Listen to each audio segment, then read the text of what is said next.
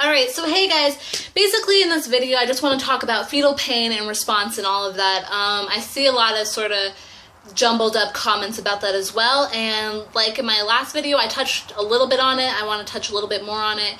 In this video it's still not going to be super duper in depth and in detail because brain development is super complicated, so I feel like I'll just kind of get to the surface of it to clear up some stuff.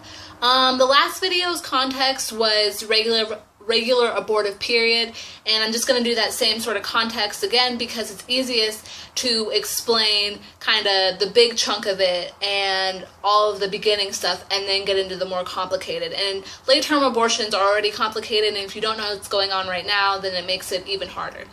So like I said, this is just going to be about fetal pain and response and all of that during normal abortive periods. Alright, so in short, the brain and the nervous system are not yet developed. That is kind of like the outlining point of this. That's what you basically need to know, is that at a normal abortive period time, the brain and the nervous system are not developed enough. A lot of times when pro-life people hear, oh, the brain's developing at this point, they think, okay, so it's developing, that must mean it's fully functioning. No, it's still developing. It cannot possibly do all the things a fully functioning brain can do, like receiving and perceiving pain and all of that junk. Because the neural structures necessary to sort of feel pain have yet to develop, their responses are not necessarily what you may think. A lot of times you hear a lot of pro-life people say, oh, it's running away from this, that, or the other, or it's going crazy and it's responding to all of these stimulants. Not necessarily. What's happening is a reflective response, which is not the same as an experimental response. A reflective response is something that is done unconsciously. Your body just naturally does it. That's what it does. It's like when someone hits you in your knee and the bottom part of your knee and your leg flakes up. That is a reflective response. That is your body doing its own thing without it thinking, just because. Now, an experimental response is like running away from a threat. You have to consciously think about that, and it's purposeful. It has a meaning. So that's basically what's going on in fetuses. They only have reflective responses, not to mention that they are unconscious, which is one of the biggest points is, you can't do something that a conscious thing can do if you are unconscious. Now, the other part that a lot of people are kind of sort of missing is the actual brain and bodily development. I like to refer to things as kind of like the processing centers and the transporters.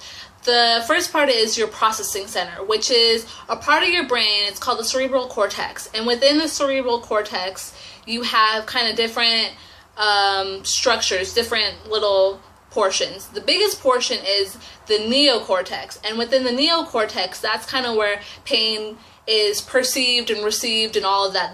That's why I call it the processing center, because it processes all of that. Now, the neocortex is the newest part of your brain. That means it has to be the last part developed. It's not developed enough during a normal abortive period to sort of process all of that. Now to the part that I call the transporters. The transporters are the ones kind of sending the signals and doing all of that. Basically what you need to know for transporters is that there are things called neurotransmitters. They're just kind of like chemical messengers, and they communicate things between the brain and the body. So they're your little messengers. They're your transporters.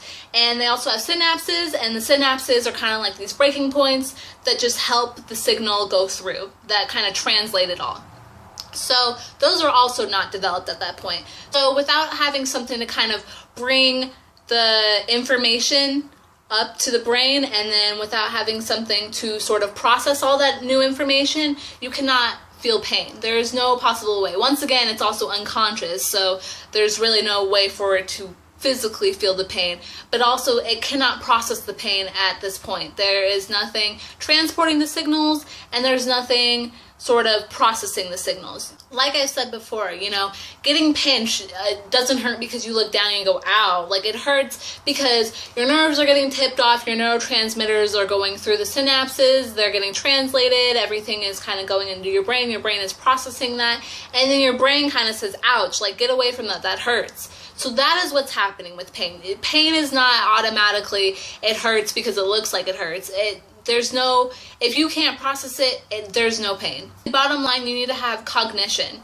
You need to have brain activity, and you need to be fully aware of what's going on before you can actually perceive it, before you can actually perceive pain. Yeah, that's my sort of brief take on everything. I know that was kind of really pushed through and very, very broad, but I feel like that covers a little bit more of it. If anybody has any questions, like normal, just feel free to ask me. Preface it with video, of course, though, so that way I can get through everything. And if you're not following me on Tumblr, you should be. My Life 3Es 101. And that's about it. That's all I have. Oh yeah, and if you're pro-life, I sent you here.